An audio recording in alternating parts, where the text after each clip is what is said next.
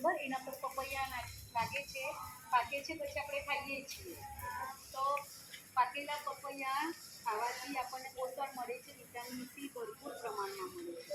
તમને ખબર છે ડેન્ગ્યુ થાય ને તો ઘણીવાર પપૈયાના પાંદડાનો રસ પીવડાવવામાં આવે છે. આપણે જંગલ વિસ્તારમાં રહીએ છીએ તો જંગલ વિસ્તારમાં આવા ઘણા બધા છોડો થાય છે.